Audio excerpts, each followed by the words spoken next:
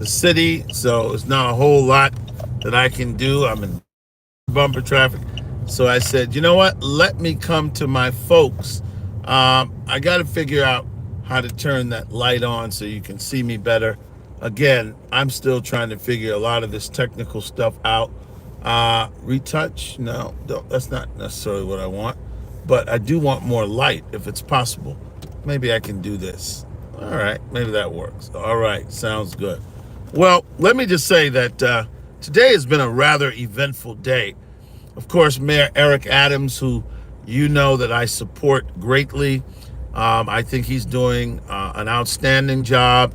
I have been talking to people. Oh, okay. He deserves the support of our community. You know, one of the first things that you want about an African-American politician or any politician, but particularly one that comes from you. I've talked to activists, to journalists. I've talked to people, and I'm reaching out to folks who've been critical of him. And I'm finding pretty much two things. Number one, people are upset, people who've known him a long time, and they wanted closer communication. And that's very understandable.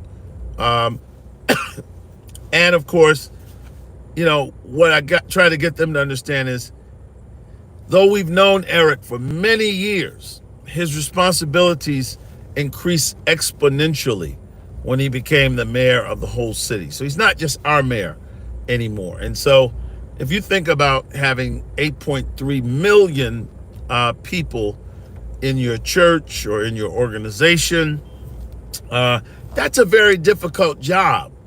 And I think black people should learn to be patient with our elected officials, especially those that we know and that have a proven track record. But many of them that I've talked to, they have continued to talk with him, to email him throughout the 4-year tenure. They're not always pleased with everything they got, but I've been able to show so many of them, look what you just said. You said you've never lost contact with him. And I think that's remarkable. And that's been my experience. If I text Mayor Adams today, I'll get a response from him before the end of the day. And I don't know how he does it. Because from, the northern parts of the Bronx, Highbridge section, Riverdale, Boston Road, throughout the Fordham Road, Highbridge section, through the South Bronx, through Harlem, the Upper East Side, Upper West Side, Whitestone and Queens, Flushing, you name it. Queens Village, Queens Bridge, Long Island City, throughout Brooklyn, Dyker Heights, Canarsie, you name it, Bedford-Stuyvesant, Brownsville, all of these neighborhoods, Staten Island, Stapleton, Tote Hill. This man is responsible for all of these neighborhoods, 8.3 million residents, and he's still texting people and getting back with them. And so I think we need to recognize that, and we need to stay the course. And of course, the mayor was in court today, and with the U.S. attorney, and they doubled down. In fact, the U.S. attorney, Emil Bovin, was in court today. He didn't send someone; he came, and he said that, listen, this was an overreach. The government has higher standards for political corruption, and this case doesn't meet that. Tell me the story.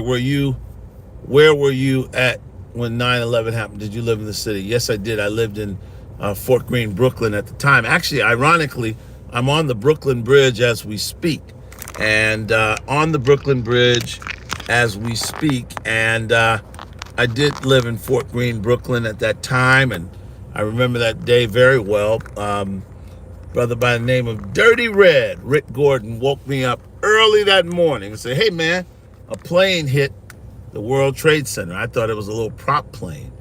But turns out it was an airliner. I went to his apartment. He lived on the 16th floor of a building in Fort Greene, Brooklyn. And I actually watched the second plane fly into the World Trade Center. And I watched both towers collapse from the 16th floor in downtown Brooklyn. And basically, it's so ironic that you asked that question, because I'm on the Brooklyn Bridge now. And if you look at the buildings